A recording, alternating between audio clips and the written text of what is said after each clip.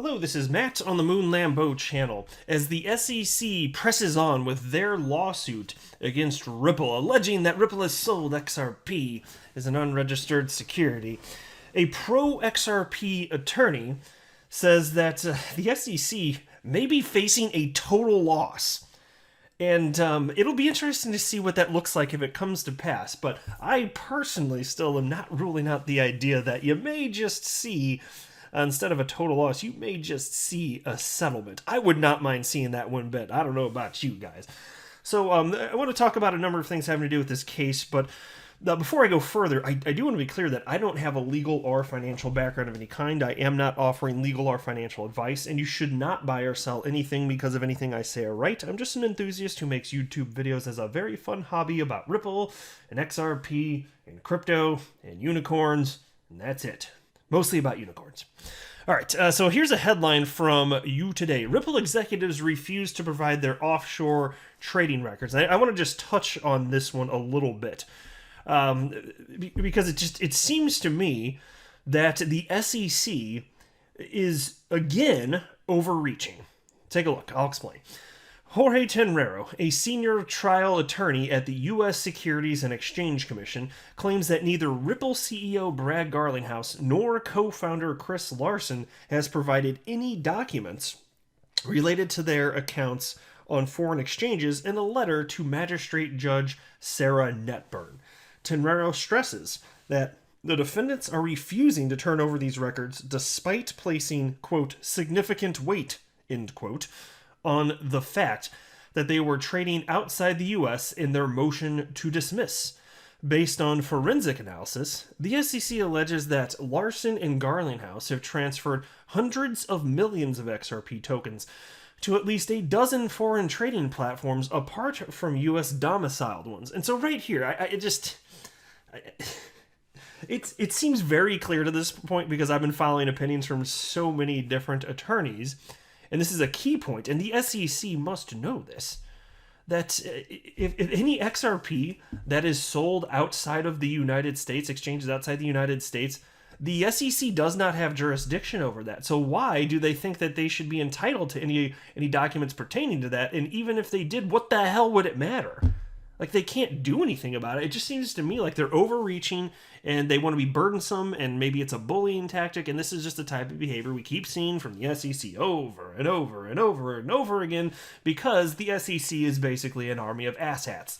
And here's what it sounds like when they're marching. Asshats, wear asshats. That's exactly what they sound like. And now you know. Here's what attorney John Deaton had to say.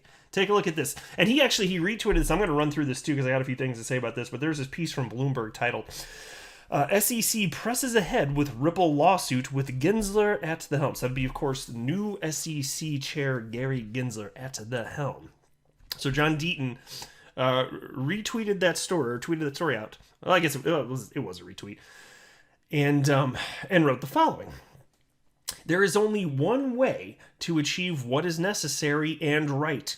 Fight the SEC's clear overreach and absurd claim that XRP is a security per se and move forward toward a trial. So let me pause there.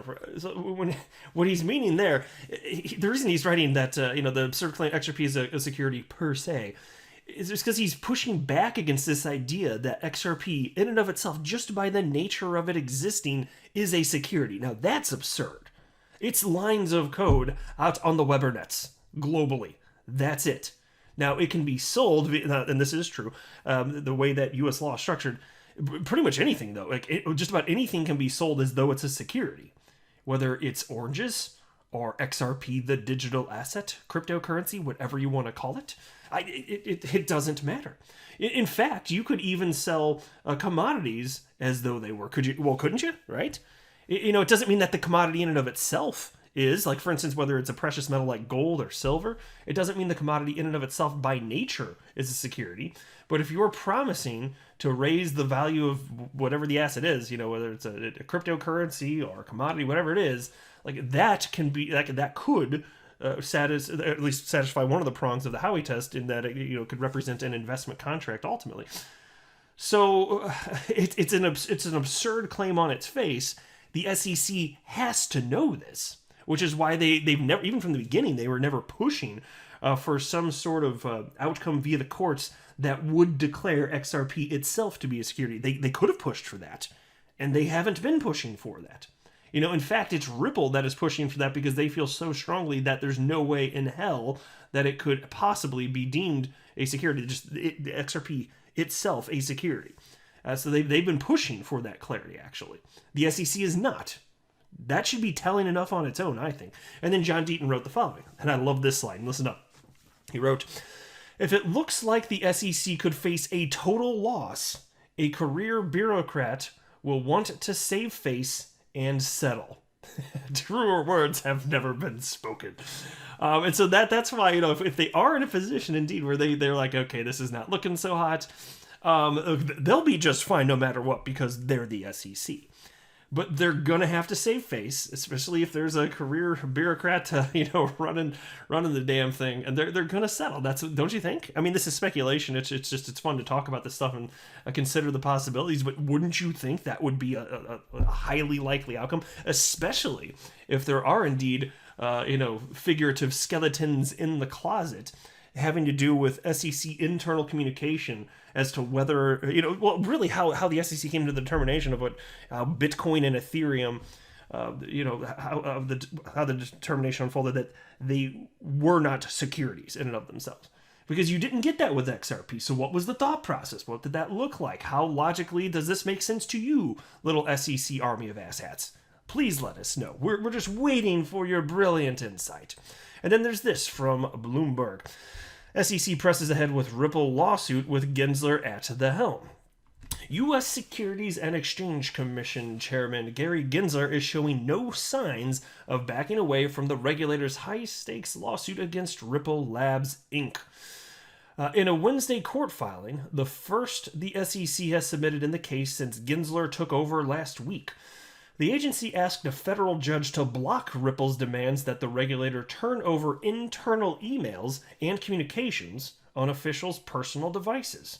The move signals that the SEC is pushing ahead with its December suit alleging Ripple sold the XRP digital token without properly registering it as a security. Well, right, okay, so this is what I wanted to talk about here, because was it supposed to be different just because Gary Gensler is now in charge?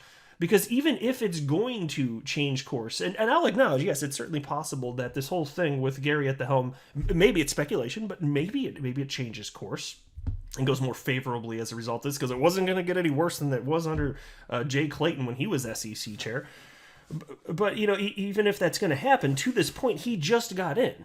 Were we really expecting that instantaneously there wouldn't be a push forward with things that were just naturally otherwise going to occur within this case anyway? Well, of course of course they're just proceeding as normal. So I'm just saying that I'm not reading into this as something that is some sort of indication that, Gary's coming out with extra guns blazing, pew, pew, pew, pew, pew, laser beams, pew, pew, pew. I don't believe that for a second. It's just business as usual. They're just pushing forward here.